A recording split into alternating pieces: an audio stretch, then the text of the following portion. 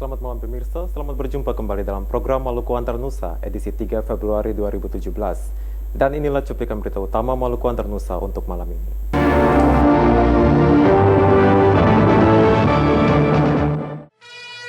Mantan Kepala Dinas Koperasi Kabupaten Seram bagian Barat diadili di Pengadilan Tipikor Ambon karena terlibat kasus korupsi. 167 tenaga kerja dikerahkan untuk melakukan penyortiran dan pelipatan surat suara pada Pilkada Maluku Tengah.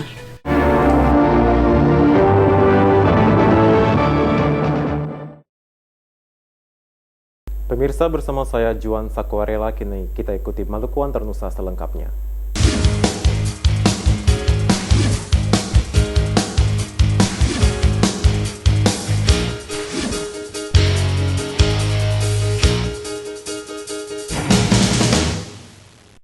Pengadilan Tipikor Ambon kembali menyidangkan kasus korupsi bantuan dana bergulir bagi sejumlah koperasi di Kabupaten Seram bagian Barat dengan terdakwa mantan Kepala Dinas Koperasi dan UKM Syamsuddin Laitupa dan Bendahara Popi Patialan. Sidang kali ini masih dengan agenda mendengarkan keterangan sejumlah saksi. Terdakwa mantan Kepala Dinas Koperasi dan UKM Seram bagian Barat Syamsuddin Laitupa dan Bendahara Popi Patialang diadili di Pengadilan Tipikor Ambon Jumat pagi. Sidang kali ini menghadirkan 4 orang saksi penerima bantuan dana bergulir tahun 2009. Dalam kesaksiannya, mereka mengakui mendapat bantuan dana bergulir sebesar 10 juta rupiah dengan pengembalian 3 tahun. Saksi mengatakan bantuan bergulir itu diberikan langsung oleh terdakwa dan bendahara di kantor Dinas Koperasi dan UKM Seram bagian Barat. Di hadapan majelis hakim, mereka menerangkan sebelum mendapat bantuan, mereka terlebih dulu mengajukan proposal. Ahmad Pati, kuasa hukum terdakwa, mengatakan Dinas Koperasi dan UKM Kabupaten Seram bagian Barat pada tahun 2009 lalu mendapatkan alokasi dana senilai 2 miliar untuk membantu usaha kecil masyarakat seperti kios, pedagang asongan atau pedagang kaki lima. Dari anggaran 2 miliar tersebut, sekitar 700 juta diantaranya merupakan dana hibah yang bersumber dari APBD Kabupaten Seram bagian Barat. Menurutnya, proses verifikasi terhadap calon kelompok penerima bantuan dilakukan dan ditetapkan dengan surat keputusan Bupati. Terdakwa Syamsuddin Laitupa dan Bendahara Popi Patialang dijerat dengan pasal 2 Yunto pasal 18 Undang-Undang Nomor 20 Tahun 2001 tentang pemberantasan tindak pidana korupsi. Sidang akan dilanjutkan pekan depan masih dengan agenda pemeriksaan saksi. Panile Tahid melaporkan. Stasiun Meteorologi Patimura Ambon memberikan peringatan dini cuaca buruk di perairan Maluku. Peringatan dini itu diikuti larangan berlayar yang dikeluarkan KSOP Ambon.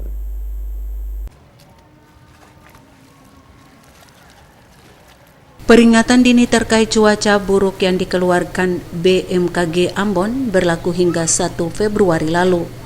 Hal itu disampaikan Syahbandar Pelabuhan Slamet Riyadi Ambon, Ronald Malaiholo. Gelombang tinggi dan tiupan angin kencang berpeluang terjadi di hampir seluruh perairan di Maluku dengan tinggi gelombang antara 1,5 hingga 5 meter. Karenanya KSOP Ambon memerintahkan larangan berlayar bagi pelayaran antar pulau di Maluku. Seiring dengan peringatan BMKG itu, larangan berlayar telah dicabut kemarin. Namun KSOP Ambon berharap agar masyarakat pengguna jasa maupun pemilik kapal untuk tidak berlayar jika cuaca terlihat memburuk. Nelayan pun diminta berhati-hati jika hendak memancing atau melakukan aktivitas di laut. Rahmalatu Konsina dan Junaidi Asril melaporkan. 167 orang tenaga kerja lepas dipekerjakan Komisi Pemilihan Umum Kabupaten Maluku Tengah untuk melakukan sortir dan pelipatan surat suara Pilkada Maluku Tengah. Pelipatan surat suara akan dilakukan hingga besok. Tidak boleh bawa waktu bekerja, jadi waktu bekerja tangan kosong. Beta kira begitu. Sejak Kamis pagi telah dilakukan penyortiran dan pelipatan surat suara Pilkada Maluku Tengah. KPU Maluku Tengah mengerahkan 167 tenaga kerja lepas untuk melakukan penyortiran dan pelipatan itu. Sebagian besar dari mereka adalah mahasiswa dan ibu rumah tangga. Kepala Divisi Logistik KPU Maluku Tengah, Ernie Lesi, mengatakan proses pelipatan dan sortir itu dilakukan selama 3 hari. Selanjutnya akan dilakukan pengepakan untuk didistribusikan ke kecamatan yang sesuai jadwal diberlakukan tanggal 4 hingga 6 Februari mendatang.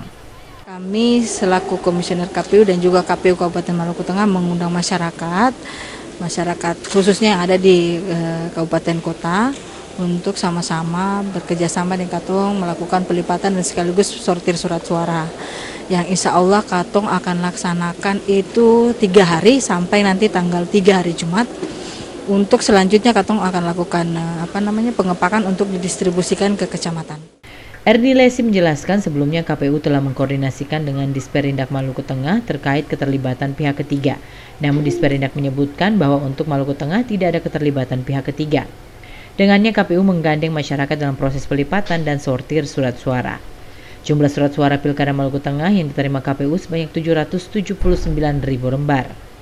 Anggota Panwaslu Maluku Tengah Ahmad Faisal Atukonsina mengatakan sejak dilakukan pelipatan ditemukan 2 surat suara yang mengalami kerusakan akibat sobek. Panwas terus mengawasi jalannya tahapan Pilkada Maluku Tengah melalui tahapan yang telah diatur dalam jadwal dan undang-undang. Pelipatan surat suara Maluku Tengah berlangsung dengan pengawalan ketat anggota Polres setempat. Mereka yang keluar masuk diperiksa secara teliti. Dari Masohi, Maluku Tengah, Fatahila Sia melaporkan.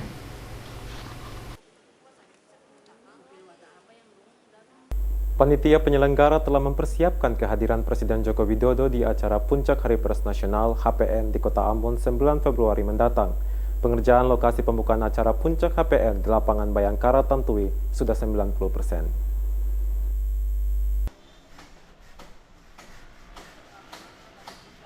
Persiapan pemerintah dan masyarakat Maluku mensukseskan pelaksanaan acara Hari Pers Nasional di Kota Ambon 9 Februari begitu terasa. Di berbagai lokasi keramaian mulai terlihat penyambutan HPN termasuk di lokasi pembukaan acara di lapangan Bayangkara Tantui yang sedianya akan dihadiri Presiden Joko Widodo. Di lapangan upacara Tantui, pengerjaan panggung utama VVIP sudah 90%. Sedangkan untuk panggung pengisi acara sudah rampung dikerjakan. Panitia HPN 2017 telah mempersiapkan segala sesuatu untuk menyambut kedatangan orang nomor 1 di Indonesia itu pada acara Puncak HPN 2017 nanti.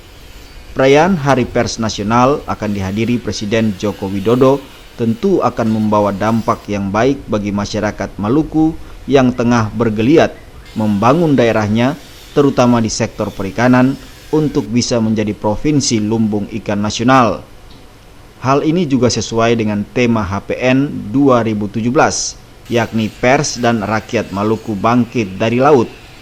HPN 2017 di Maluku tidak hanya sekedar acara berkumpulnya insan pers tanah air, tetapi juga harus membawa dampak yang positif dan konkret bagi tuan rumah. Minggus Noya dan Edmond Tupan melaporkan. Rencana pembangunan Rumah Sakit Umum Pusat di Maluku mendapat dukungan dari Komisi D DPRD Maluku. Komisi D DPRD Maluku menilai pembangunan RSUP di daerah sebagai bentuk perhatian pemerintah pusat kepada Maluku.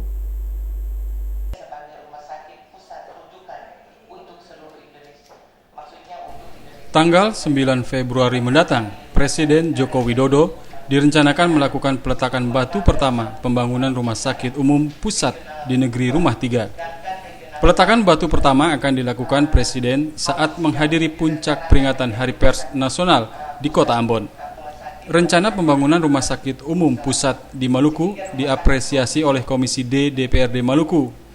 Dukungan Komisi D DPRD Maluku terhadap rencana pembangunan rumah sakit yang akan dibiayai oleh pemerintah pusat tersebut terungkap dalam rapat kerja antara jajaran Dinas Kesehatan dengan Komisi D kemarin. Komisi D memberikan dukungan ya sambut baik atas adanya rencana Rumah Sakit Umum Pusat yang ada di Maluku karena memang realitas kita bahwa pusat-pusat rujukan yang sebagaimana tadi disampaikan oleh Dinas Kesehatan itu kita punya pusat regional pusat di beberapa kabupaten kota di Maluku Tenggara, di Maluku Tengah dan di Buru itu Kemudian pusat rujukan umum di Rumah Sakit Haulusi itu yang dari kunjungan pasien yang masuk itu sudah melebihi target ya. Jadi tempat tidur yang terpakai itu lebih dari 80%, dan kemudian banyak juga pasien-pasien yang dirujuk ke luar Maluku.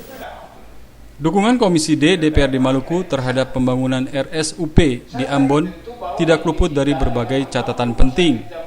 Catatan Komisi D mulai dari pembiayaan pembangunan, pengelolaan hingga pada penentuan lokasi. Komisi D DPRD Maluku menilai pembangunan RSUP patut mempertimbangkan kepadatan yang terjadi di Kota Ambon.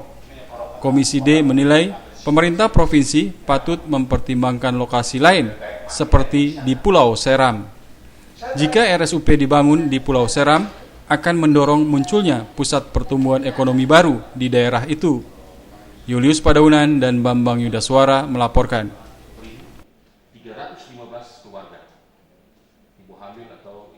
Pemirsa, berikut ini kami mengajak Anda untuk mengikuti aktivitas pasangan calon wali kota dan wakil wali kota Ambon periode 2017-2022 pada kampanye tatap muka Pilkada 2017.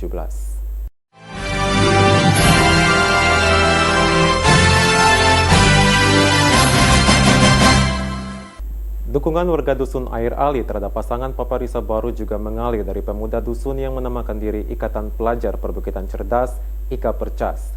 Para pemuda ini berkomitmen memenangkan pasangan Paparisa baru di kawasan itu. Ikatan Pelajar Perbukitan Cerdas, IKA Percas adalah gabungan dari pemuda pelajar yang berdomisili di Dusun Air Ali dan sekitarnya. Mereka menyatakan sikap di hadapan pasangan calon wali kota dan wakil wali kota nomor urut 1, Richard Lonapesi Syarif Hadler, untuk mengawal kemenangan pasangan berakronim Paparisa itu.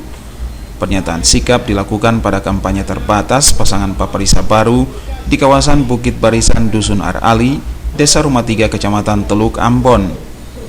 IKA Percas menyatakan siap mengawal proses-proses pencoblosan, penghitungan suara, dan mengantisipasi berbagai kecurangan yang mungkin terjadi di TPS-TPS di kawasan itu. Sementara calon wali kota Ambon Richard Lonapesi didampingi calon wakil wali kota Syarif Hadler menyebutkan dukungan itu penting dalam memperkuat komitmen untuk memenangkan pasangan Paparisa baru di kawasan itu. Pada kesempatan tersebut, Richard Lonapesi melantik relawan IKA Percas yang siap bekerja sama memenangkan pasangan Paparisa baru. Usai kampanye, Richard Lonapesi dan Syarif Hadler juga berkesempatan meresmikan sekretaris IKA Percas. Di sekretariat itu disediakan pula taman bacaan bagi warga setempat. Pasangan Paparisa menyambut upaya baik yang dilakukan oleh IKA Percas untuk membangun sumber daya manusia di kawasan itu. Lonapesi berjanji warga Bukit Barisan Air Ali menjadi perhatian pasangan tersebut jika terpilih nanti sebagai wali kota dan wakil wali kota periode berikutnya. Melkilatus Saule Sarles Polaman melaporkan. Warga Talake menilai kepribadian Paulus Kastanya dan Sam Latokonsina sangat baik dan layak memimpin kota Ambon 5 tahun mendatang. Hal ini terlihat dari rekam jejak mereka saat berkarir di birokrasi maupun organisasi kepemudaan. Orang Talake siap menerima beta deng Sam. Sosok Poli dan Sam, sapaan dari calon wali kota Paulus Kastanya dan MAS Latokonsina tidak asing lagi bagi warga kota Ambon, khususnya warga Talake. Poli dan Sam malang melintang di bidang organisasi, kepemudaan maupun birokrasi. Rekam jejak calon pemimpin kota Ambon yang dikenal merakyat itu dinilai warga Talake layak untuk menakodai kota Ambon 5 tahun mendatang. Mei Limahelu, salah seorang warga Talake, mengatakan Sam cocok berpasangan dengan Paulus Kastanya, seorang birokrat yang bersih dan berhasil memimpin pemuda gereja melalui organisasi AMGPM Pulau Ambon. Sam dan Pak Poli adalah sosok yang merakyat dan bukan bekerja untuk diri sendiri tapi untuk rakyat Ambon semua, dan khususnya juga warga Talake sekarang ini yang bisa menikmati semua itu. Untuk itu harapan beta ketika mereka berdua dipilih, mereka bukan kerja for diri mereka sendiri tapi untuk rakyat Ambon semua. Salah seorang fungsionaris Partai Gerindra, Oni Watimena, dalam orasi politiknya mengatakan Partai Gerindra dan 8 partai pengusung Pantas telah bertekad bekerja keras untuk memenangkan Pantas pada Pilkada Kota Ambon 15 Februari nanti. Olehnya, Watimena menghimbau kepada warga Kota Ambon untuk memberikan suara kepada keduanya pada saat pencoblosan 15 Februari nanti dengan mencoblos nomor 2. Devi bin Umar, Hamzah Tomia melaporkan.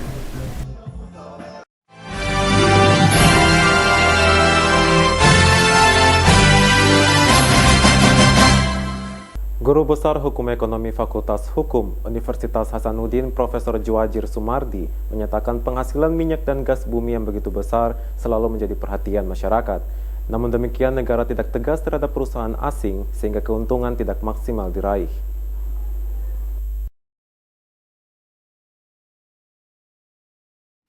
Guru Besar Hukum Ekonomi Fakultas Hukum Universitas Hasanuddin Profesor Djuwajir Sumardi menyatakan migas saat ini dikelola melalui kebijakan liberalisasi.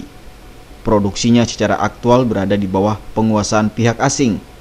Sumardi menilai kondisi ini dianggap tidak sesuai amanat Undang-Undang Dasar 1945. Menurutnya, politik hukum pembangunan ekonomi kerakyatan telah bergeser. Hal ini disampaikan Profesor Djuwajir Sumardi dalam kegiatan Forum Group Discussion Pembaharuan Undang-Undang Minyak dan Gas Bumi kerjasama Universitas Patimura Ambon dengan Pusat Studi Hukum Ekonomi dan Pembangunan Fakultas Hukum Universitas Hasanuddin. Djuwajir menyebutkan sistem kontrak kerja saat ini bernuansa eksploitatif tanpa disertai perlindungan terhadap hak masyarakat lokal. Karena itu diharapkan negara dapat memberikan ketegasan terhadap asing dalam pengelolaan minyak dan gas bumi. Recovery cost yang dibuat sendiri oleh perusahaan-perusahaan asing itu nanti akan ditanggung sepenuhnya oleh negara, tetapi negara tidak punya kewenangan untuk melakukan kontrol langsung di dalam proses produksi yang berlangsung. Tetapi negara hanya menerima laporan cost recovery kemudian diganti dan sebagainya. Ini yang kita akan benahi supaya betul-betul pengelolaan minyak dan gas bumi itu tidak ada potensi kebocoran-kebocoran, ya, sehingga itu bisa memberikan kontribusi bagi peningkatan kesejahteraan. Dan kita juga akan tegaskan bahwa partisipasi interest yang 10% itu yang kepada daerah itu tidak boleh diperdagangkan oleh pihak daerah. Karena dia tidak mempunyai kemampuan memenuhi yang 10%, akhirnya dia bisa kerjasama dengan pihak ketiga dan sebagainya, ujung-ujungnya nanti dinikmati oleh pihak ketiga. Oleh karena itu kami mengatur ini agar yang 10% itu bisa diberikan kepada daerah, ya walaupun dia tidak punya cash ya, tetapi dia punya partisipasi dalam bentuk nanti bagi hasil dari 10%-nya bisa sebagian dipakai untuk memenuhi kewajiban partisipasi interest yang 10% tadi. Rektor Universitas Patimura Ambon Profesor Nus Sapteno mengatakan hasil dari diskusi pembaharuan Undang-Undang Minyak dan Gas Bumi dapat menjadi masukan bagi Universitas Patimura termasuk masyarakat Maluku dalam menghadapi pengelolaan gas blok Masela nanti. Dalam proses perumusan satu undang-undang itu banyak kepentingan politik di situ. Karena kepentingan politik itu maka perumus undang-undang juga bisa menyembunyikan atau merumuskan sesuatu demi kepentingan politik itu sehingga kepentingan masyarakat banyak lalu terabaikan. Padahal undang-undang itu dibentuk untuk kepentingan kesejahteraan masyarakat. Bagi bangsa Indonesia, undang-undang migas itu merupakan hal yang sangat strategis. Karena dengan adanya undang-undang yang lebih tegas untuk kepentingan pembangunan terutama masyarakat kecil, maka di situ bangsa ini akan berdaulat dalam bidang energi. Sejak diberlakukan Undang-Undang Nomor 22 Tahun 2001, eksploitasi migas cenderung mengutamakan investasi semata. Profesor Djuwajir menyebutkan hal ini menjadikan Indonesia sebagai koloni sumber daya energi bagi kepentingan imperialisme. Karena itu, revisi Undang-Undang Migas harus memperhitungkan relasi Undang-Undang Kehutanan, Agraria, Pajak, Lingkungan, dan Perhubungan. Kegiatan Fokus Group Discussion ini menghadirkan sejumlah narasumber, diantaranya dosen Fakultas MIPA Unpati Ambon, Justinus Male, dengan materi minyak dan gas bumi. Minggus Noya dan Edmond Tupan melaporkan.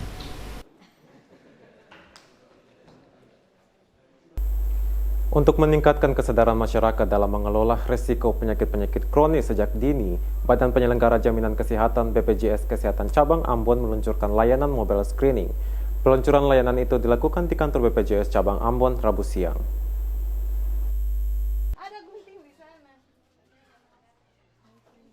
Diabetes melitus, hipertensi, ginjal kronik, dan jantung koroner adalah beberapa penyakit kronis yang gejalanya sering diabaikan masyarakat Indonesia termasuk di Maluku. Pada fase awal umumnya orang tidak merasa gejala yang ditimbulkan. Kebanyakan masyarakat baru sadar mengidap penyakit tersebut ketika sudah mencapai fase lanjut. Karenanya dalam rangka meningkatkan kesadaran masyarakat untuk mengelola risiko penyakit-penyakit kronis tersebut, sejak dini BPJS Kesehatan meluncurkan layanan mobile screening.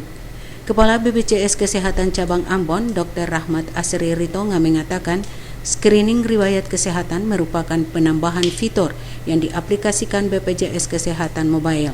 Sebelumnya, peserta Jaminan Kesehatan Nasional Kartu Indonesia Sehat (JKN KIS) hanya dapat melakukan screening riwayat kesehatan secara manual di kantor cabang BPJS Kesehatan atau fasilitas kesehatan mitra BPJS Kesehatan.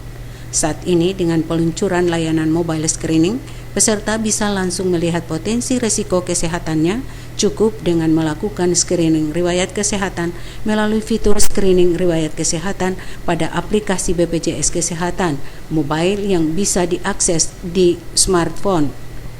Rahmat Asri Ritonga mengatakan peserta dapat mengunduh aplikasi BPJS Kesehatan Mobile di Google Play Store, kemudian melakukan registrasi dengan mengisi data diri yang dibutuhkan. Pada kesempatan itu juga dilakukan penandatanganan kerjasama antara BPJS Kesehatan Cabang Ambon dengan pemerintah Kabupaten Buru terkait keberlangsungan program jaminan kesehatan nasional di sana. Rahmalatu Konsina dan Junaidi Asril melaporkan. Dinas Pendidikan Kota Ambon telah menerima daftar nominasi sementara peserta ujian nasional. Selain 3 sekolah penyelenggara UNBK tahun lalu, Dinas Pendidikan Kota Ambon juga sementara berupaya agar ada penambahan di tahun ini.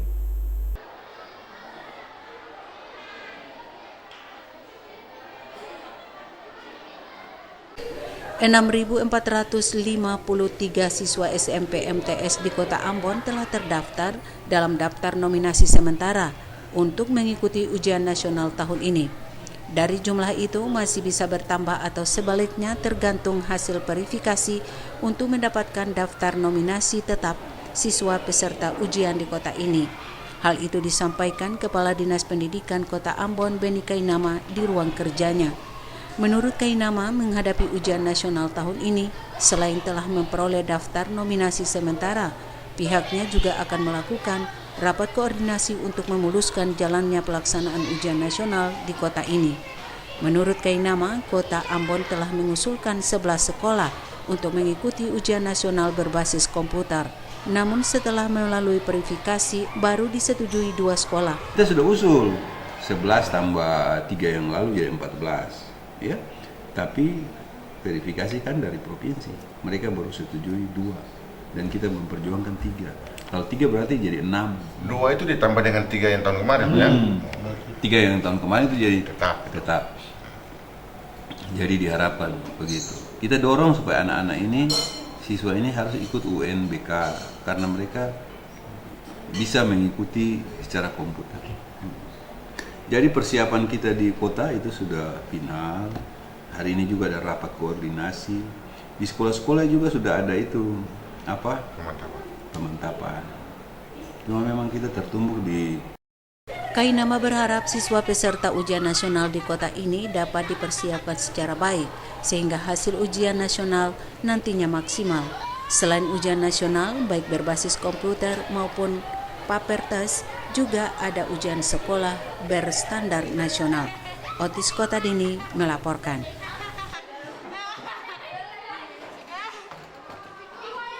Dinas Pendidikan dan Kebudayaan Kabupaten Maluku Tengah menetapkan SMP Negeri 1 Masohi sebagai sekolah rujukan. Sekolah tersebut akan dikembangkan sebagai sekolah unggulan di Maluku Tengah.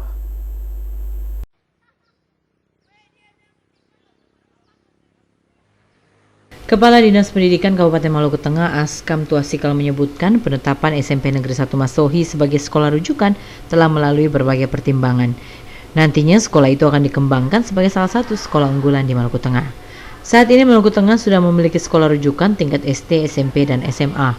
Sekolah rujukan itu yang nanti kita bina dia menjadi sekolah unggulan. Misalnya tahun ini untuk SMP itu di SMP 1 Masohi. SMA 1 Masohi itu sekolah rujukan yang nanti kita kembangkan dia menjadi sekolah yang bisa dirujuk oleh sekolah-sekolah yang ada di Maluku Tengah. Kepala SMP Negeri 1 Masohi Leonard Lewol mengatakan penetapan SMP Negeri 1 Masohi sebagai sekolah rujukan karena telah memiliki sarana-prasarana pendukung belajar yang memadai. SMP 1 Masohi kalau dikatakan untuk mau jadi sekolah rujukan di kabupaten ini menurut saya itu wajar, karena yang pertama dilihat dari sisi sarana dan prasarananya itu sudah cukup mendukung, baik gedung maupun sarana-sarana penunjang lainnya. Leonard Lewol mengatakan sejalan dengan penetapan SMP Negeri 1 Masohi sebagai sekolah rujukan akan diikuti dengan perubahan seleksi pendaftaran siswa baru serta peningkatan kapasitas guru yang bermutu dan profesional. Menurutnya, status sekolah rujukan itu tidak terlepas dari dukungan komite dan para orang tua siswa. Dari Masohi, Maluku Tengah, Fatahila Sia melaporkan. 213 siswa SMK Negeri 6 Ambon dilepas lembaga pendidikan tersebut untuk melakukan praktek kerja lapang. Siswa PKL ini diminta untuk memberikan yang terbaik di lapangan sehingga nantinya dapat memberi peluang untuk masa depan mereka. Era globalisasi yang menantang serta kemajuan ilmu pengetahuan dan teknologi membuat keprihatinan tersendiri terhadap potret masyarakat. Kondisi ini harus menjadi perhatian serius dari setiap lembaga pendidikan dalam meningkatkan kinerja gurunya.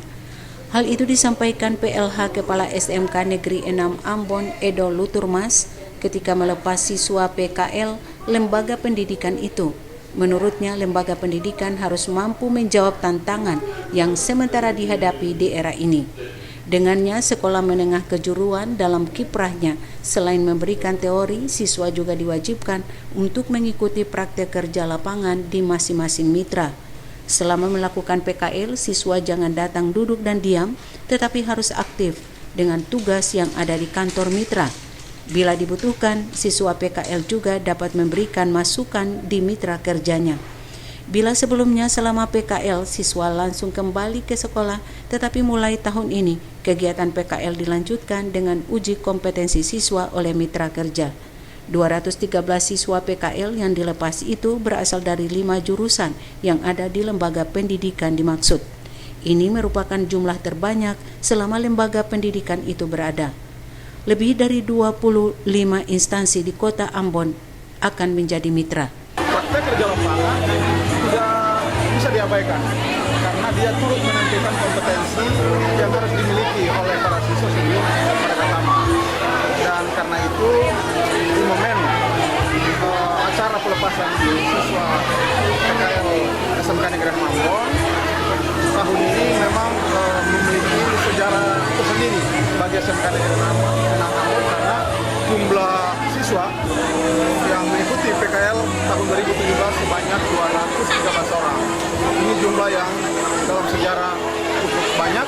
Di satu pihak memberi tantangan, tapi di pihak lain juga memberikan peluang yang luar biasa bagi pengembangan SMK Negeri. Sejumlah instansi kurang lebih 25. Pelepasan siswa PKL itu dilakukan Sekretaris Dinas Pendidikan Maluku dan disaksikan orang tua dan Dewan Guru. Kabid SMK Dinas Pendidikan Maluku Gatot Sihabudin memberi apresiasi serius terhadap lembaga pendidikan ini. Menurutnya PKL sangat penting dalam mengaplikasikan apa yang diterima di sekolah serta mensosialisasikan pembelajaran yang didapat di sekolah selama ini.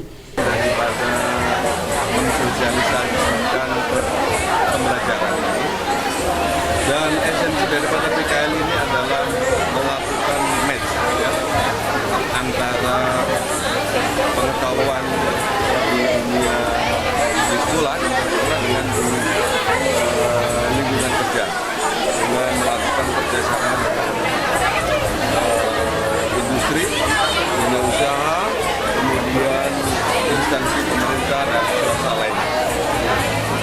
Ketua Dewan Pakar Komite Sekolah itu meminta kepada seluruh siswa yang mengikuti PKL agar serius mengikuti seluruh yang didapat di kantor mitra sehingga dapat bermanfaat bagi dirinya. Otniel Kotadini melaporkan. Wakapolda Maluku Kombes Polisi Musa Ginting melepas 22 personil Polda Maluku yang telah mengakhiri masa pengabdian mereka di institusi Polri. Mereka di wisuda Purna Bakti itu terhitung dari Januari hingga Juli 2017.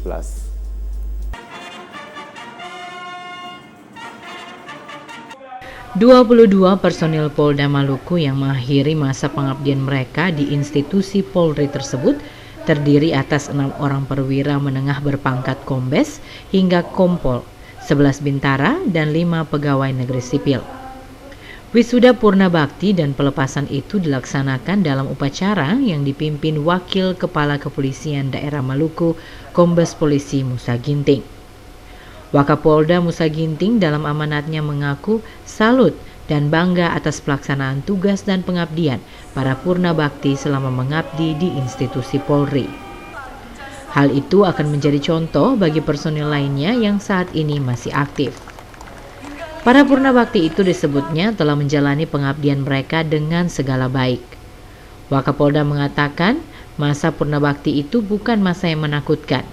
Menjalani pensiun atau Purna Bakti sama dengan membuka lembaran baru di dalam hidup. Ricky Nikiyulu melaporkan. Rapat kerja kelima Sekolah Tinggi Agama Kristen Protestan Negeri Stakpen Ambon digelar kemarin. Diharapkan melalui rapat kerja tersebut dapat meningkatkan kinerja aparat sipil negara ASN yang transparan, akuntabel, dan bebas dari korupsi.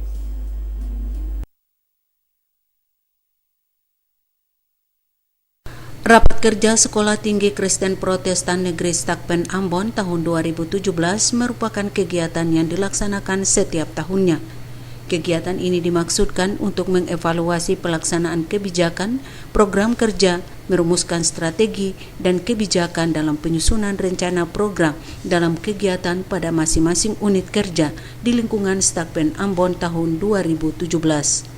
Dirjen Bimas Kristen Kementerian Agama RI Jau Kristianus Kadang mengatakan melalui raker dapat meningkatkan kualitas aparat sipil negara ASN yang transparan, akuntabel, dan bebas korupsi demi kemajuan Sekolah Tinggi Agama Kristen Protestan Ambon ke depan.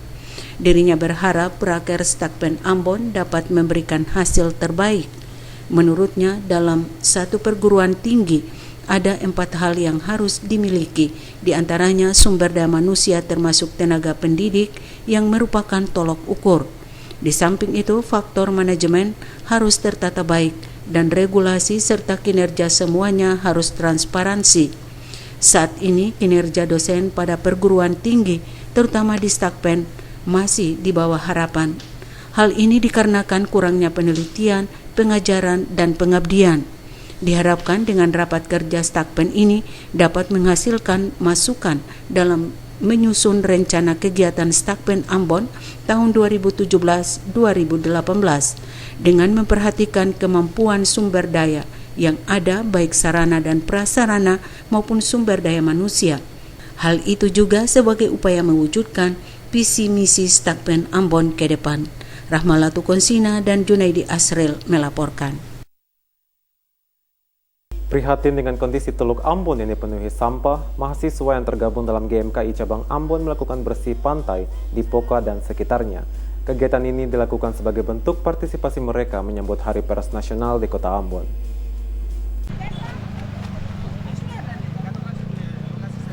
Hujan disertai angin kencang beberapa hari terakhir mengakibatkan sampah masyarakat terbawa hingga ke laut.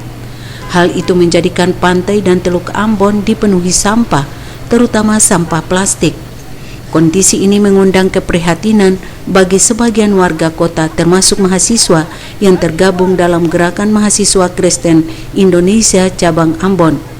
Pagi tadi mereka melakukan bersih teluk dan pantai di sekitar Desa Poka dan Rumah 3. Mereka mengangkut sampah-sampah terutama sampah plastik yang sulit diterurai untuk dibawa ke tempat penampungan akhir.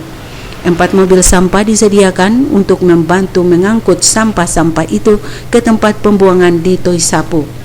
Selain para mahasiswa itu, anggota TNI dari Kesatuan Zensipur 5 Kodam 16 Patimura juga membantu membersih pantai di teluk itu. Ketua GMKI Cabang Ambon, Albert Lodar, mengatakan aksi bersih pantai ini merupakan bentuk kepedulian GMKI terhadap lingkungan, terutama kawasan Teluk Ambon yang indah. Aksi ini juga dilakukan dalam rangka Dies Natalis GMKI ke-67 serta menyambut Hari Pers Nasional di Ambon 9 Februari nanti. Dalam penjenangan bulan Batik ini kita melakukan bakti sosial, ada juga kegiatan-kegiatan menyongsong Dies Natalis. Harapan kita bahwa dalam bakti sosial ini kita menghimbau kepada seluruh masyarakat, kita juga mencintai lingkungan alam semesta yang Tuhan ciptakan buat kita, lalu kita juga melestarikan alam ini. Lodar berharap masyarakat Ambon menyadari pentingnya kebersihan dengan tidak membuang sampah sembarangan, termasuk di sungai dan laut yang pada akhirnya mengakibatkan Teluk Ambon yang indah ini menjadi kotor dan merusak pemandangan. Rahmalatu Konsina dan Junaidi Asril melaporkan.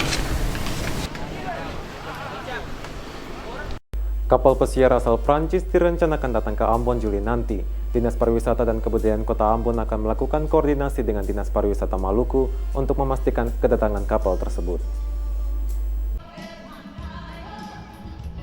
Sejak 2012 hingga 2017 ini, Kota Ambon telah dikunjungi 7 kapal pesiar dari berbagai negara. 7 kapal pesiar mewah ini antara lain Discovery, Amadea, Spirit of Adventure, dan Albatros. Kemarin Kota Ambon diramaikan dengan kunjungan kapal pesiar berbendera Jepang MS Asuka II.